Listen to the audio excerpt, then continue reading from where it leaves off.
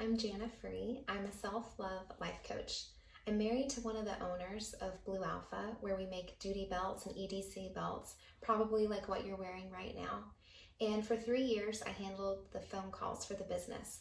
I got to know wonderful people in law enforcement, and I don't have the guts to do what y'all do, but I do have the guts to bring this lesson to you today about feelings and emotions. And so that's why I've created this specifically for people like you in law enforcement.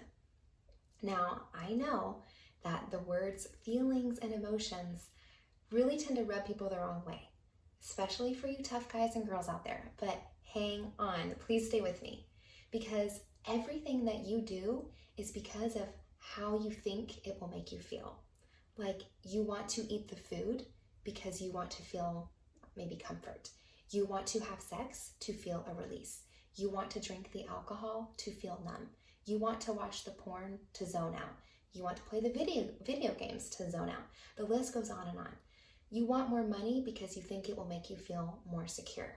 So everything that you do is because of how it's going to make you feel, or how you think it will make you feel. Feelings are really important. Like, let's think about the cavemen thousands of years ago.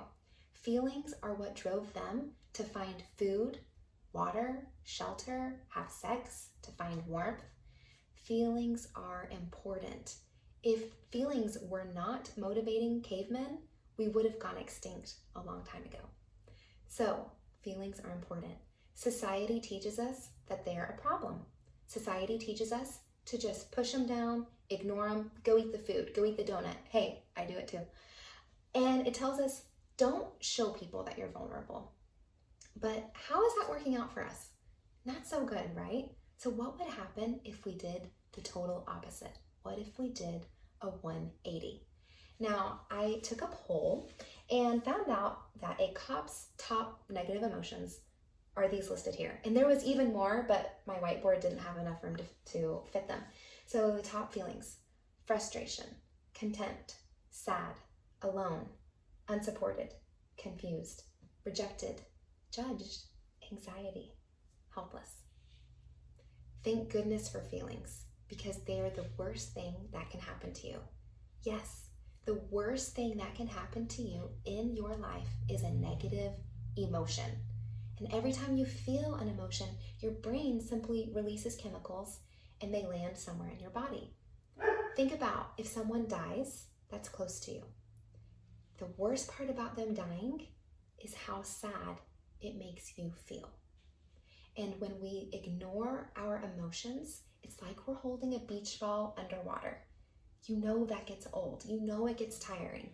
And feelings, they are patient and they are incessant and they are not going to give up, just like that beach ball. No matter how long you hold that beach ball underwater, eventually your arms are going to get tired and you're going to give up, right?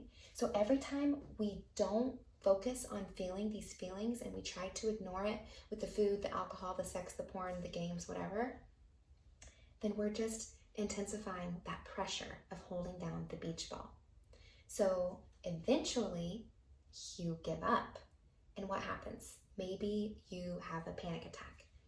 Maybe you beat up the bad guy out of anger instead of from a place of just putting him in his place. Maybe you fall into a depression.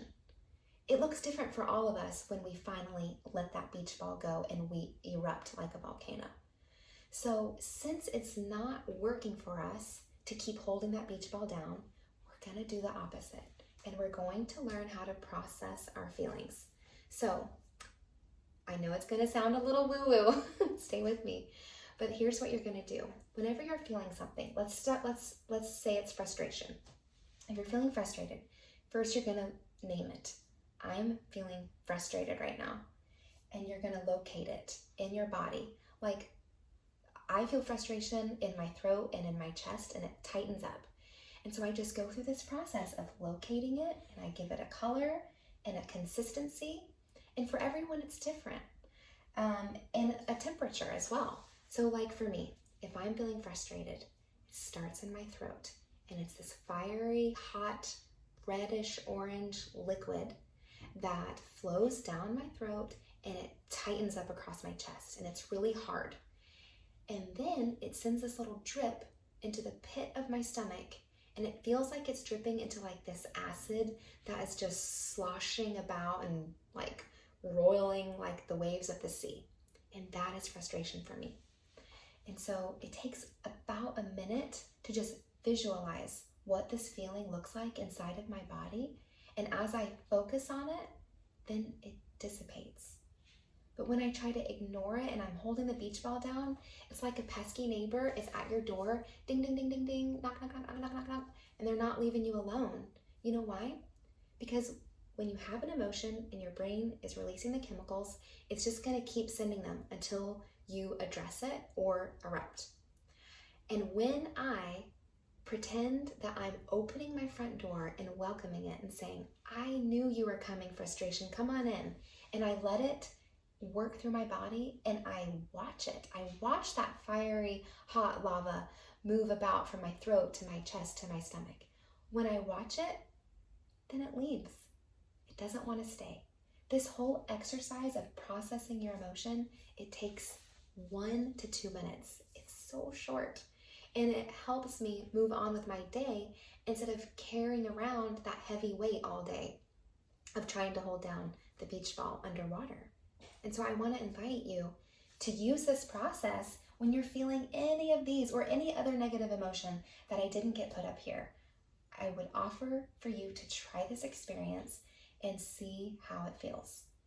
So, something else that we get confused about in life is that we think we should be happy all the time, but that is not true, because the human imperfect experience is to have 50% positive emotions and 50% negative. And we get ourselves in trouble when we think, I should be happy right now, but we shouldn't. We should pretty much be unhappy half the time. That's normal. So when we are unhappy about the negative, then we're just compounding the problem with that beach ball. We're just adding on layers and layers. So let's think about this scenario. Let's say a bad guy got away. So that's like the original beach ball. That's the problem. Like, you're bummed the bad guy got away. But then your boss hears about it, so then you just add on some shame, and then the news finds out about it, so then you're feeling judged. So you're just like layering all these negative emotions instead of just dealing with the original problem. That original beach ball, the bad guy got away, and you're disappointed, or whatever the feeling is. I don't know what it is for you, but let's just deal with that. Let's just process that by naming it, locating it in your body, and just visualize it. It can look like whatever you want. It can look spiky or like knives, or it can look like slime, or it can look like poop. I don't care. But just imagine what it's like in your body and then move on with your day. So when you watch this emotion happening in your body, your brain will stop sending the chemicals. Your brain says, oh, they got the message, I can stop sending the chemicals now. And when you get really good at processing feelings, and when you get really good at understanding life is 50-50 positive and negative, when you get really good at knowing that the worst thing that can happen to you is a negative emotion, then it is like, game on, come at me, bro, nothing can stop me. You will be unstoppable when you understand this. Life coach Cara Lowenthal says that when you accept and embrace your true self, you are so grounded that nothing and no one can knock you over. And that is my wish for you, to be so accepting of yourself, to accept these negative emotions, to accept the 50-50 human experience, so that nothing can knock you over. The longest relationship that you will ever have is with yourself. So what is that relationship like? And you will never talk to anyone more than you talk to yourself. So what kinds of things are you saying to you? It is your job to love and accept you. And as you learn to do this, it will set this beautiful foundation for you to be the kind of person that you truly want to be. Thank you for watching, and I give you all of my love and support. Thank you so much.